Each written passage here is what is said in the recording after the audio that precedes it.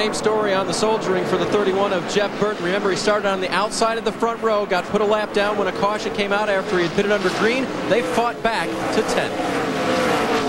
Thanks, guys. A top 10 through the field.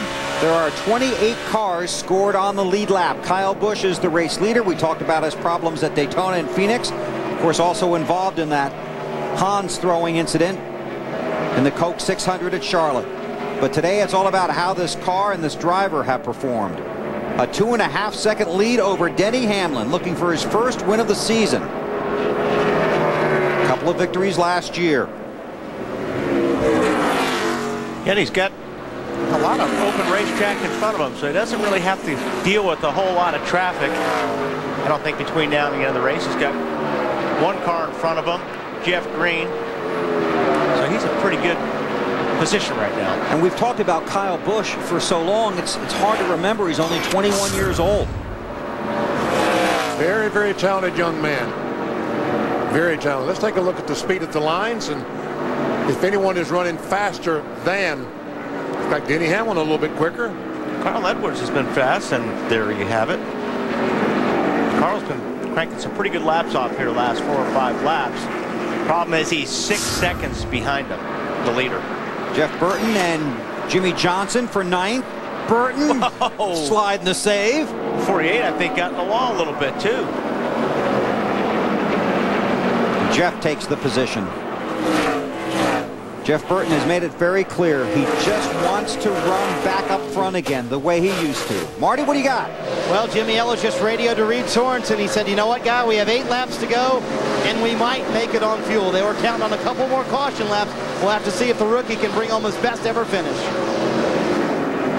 There is Sorensen in the 41 car. Would you call him a win waiting to happen? Reed Sorensen? Yes. Again, another young man. It's unbelievable just how good these young guys are. There's Kyle Busch, 2.7 seconds in front of Hamlin. Car owner Rick Hendrick. He's got a lot of talent in his stable, and people believe Kyle Busch has a lot of talent. Just as Wally talked about, needs to control his emotions on the racetrack.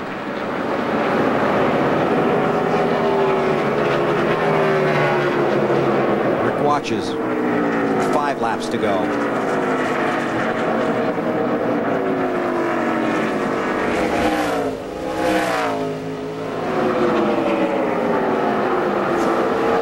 Rookie much, sorry, Bill. It's pretty much just strung out right now. Well, you got Scott Riggs working on the 48.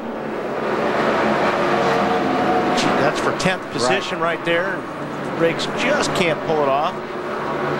I don't think he's through with him yet. It's Kyle Petty in the 45. Kyle several laps down, 3 laps down now. Oh, I'll tell you what, Jimmy Johnson's been all over the wall. Coming off of 2 and 4. Uh-oh, we got somebody out of fuel. Is that Jeremy? Jeremy Mayfield got on pit road and has it restarted. This is for 5th place. Teammates here, Carl Edwards in the 99, Biffle in the 16. OBP, we'll see if a few more cars will run out of fuel here in the last 5 laps, 4 laps. Well, Tommy Baldwin said the 38 needed more caution laps, right? Elliott runs in the 4th spot. Edwards right behind him. Less than 3 to go.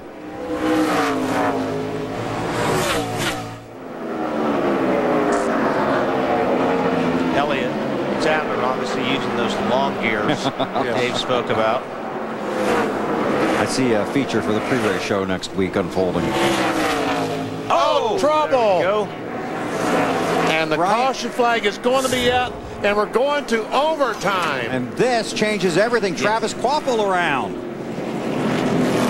That's Clint Boyer in the 07. Oh, man. Well, we really have a fuel issue now. We really We were just joking earlier. This is an exact follow-up to what we saw last week. A late caution with about 2 laps to go. Went to overtime, and guys ran out of fuel. And everybody scrambles on pit road right now. Heavy damage there. That's too bad. Boyer is having right here now. Let's go. So check out the replay. Watch the top of your screen. Unfortunately for up there in the back. I think Boyer just thought he had the 25 clear. He moved up the racetrack, and he obviously wasn't clear. Vickers was right there.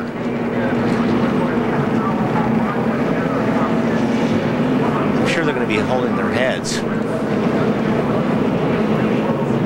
It's the 5 crew. Their reaction. Alan Gustafson saying, oh no, not 2 laps to go. Hope you're using those long gears. Burns isn't going to like us after this show. He didn't like us before the show. Of course, there's no lucky dog inside of 10 laps to go, and it will be a single file restart when we go back to green. If the race reaches the scheduled conclusion under caution, NASCAR will make one attempt and one attempt only to get a 2-lap green-white checkered finish. We are completing lap 300 now. This would be the final lap, but we'll have 2 laps of racing when we come back to New Hampshire. Back out. But we have 25 cars on the lead lap. So about 20th is the best he can restart. But he's probably not going to be the only one on pit road before this deal's over with. Well, they got a sweeper back there on the backstretch BP, so that's going to take a little bit longer and more fuel for these guys to be drinking. How about that 5 car, Marty? Well, real quick, fellas, I just motioned to Alan Gustafson. I said, are you going to be okay? And he said, yeah, we're fine. He told Kyle on the radio also he was fine. In terms of Reed Sorensen out to pit, he came to pit road out of fuel, so he most likely would not have made it all the way anyway, but he is quite upset. As you can imagine, the young man was looking at a second top 10 this year. Alan. Well, Marty, the radio traffic from crew chief Mike Ford to driver Denny Hamlin running in second as soon as the caution came out, and they told him to slow down.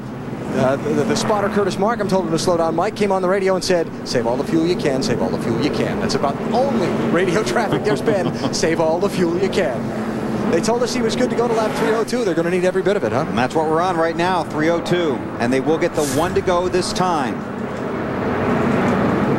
But, like we said, I mean, listen, Marty, I guess that Reed was not going to make it, even if it stayed green. He was going to run out. Still a strong run for him. Just going to be a disappointing finish. The field does get 1 to go, a single file restart. And Kyle Busch, Denny Hamlin, Carl Edwards, Elliott Sadler, and Greg Biffle. Then Mark Martin, Kevin Harvick, Jeff Burton, Scott Riggs, and Jimmy Johnson, the top 10. Folks, have you ever been nervous? You've got a bunch of crew chiefs on pit road about as nervous as they can possibly be about the fuel situation. I'll tell you what, you got another couple guys in those race cars that are pretty worried right now. I mean, just one mistake by Kyle Busch, or I mean, he's going to get passed. You don't want to see when you're leading. You don't want to be in this position. That 99 car is not that bad. Right, right. Alan? So what do you do when you're tight on tires and you normally spin your tires to clean them off before the restart, which means you'd have to rev up the engine and use some gas, right? Denny Hamlin just called to the pits and said, what do I do, basically? And he was told, wait until the last possible second and do it briefly. And he's going to have to wait another lap. Wow. The 55 car looks like he's blowing water on the back. They're going to probably, I mean, they'd have to red push. This is going to burn up a lot more fuel. How did that happen? He's crashed back there and broken the radiator. Look at the 32 car. Looks like he's won't work. That could be the other half of it. Looks like Michael ran on the back of the 32. Well, we've got a great crew around the track. Let's take a look. On board with Michael. Our guys are trying to come back to us.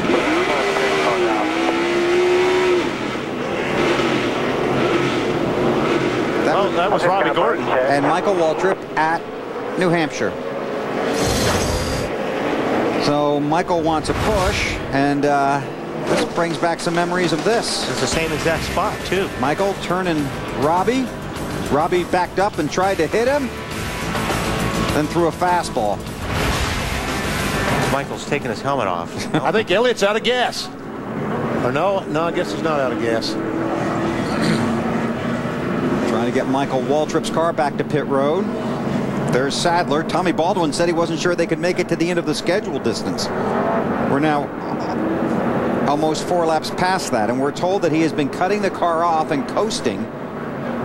Oh boy. Trying to get the most out of his fuel. And he's going to restart fourth. And if he should run out of gas. and oh man, with Michael's deal back there, now these guys have to clean the track up. That's going to add another 2 or 3 laps. It's even making it tighter for the guys that were already tight on fuel. And those guys are hustling back there trying to get this track clean, because obviously NASCAR realizes that a lot of these guys are close on fuel. Hey, Reed Sorensen might be okay. He pitted. He has gas. So you're saying that 20 guys are going to run out of fuel? Could be. Oh, Benny, always the optimist. Snyder. Hey, fellas, obviously Kyle Busch is now concerned about fuel, as everybody else is. We've talked about that. Kyle is asking NASCAR to please either red flag the race or get it going. And obviously, fuel is a concern for everybody, so I would think the red flag at this option would still be an option, correct, Bill? It would be, but I don't see that happening. I mean, they're almost got the track cleaned up, but the pickup back there is moving. NASCAR has been pretty quick to use that red flag in situations like this in the past. This was an unforeseen incident.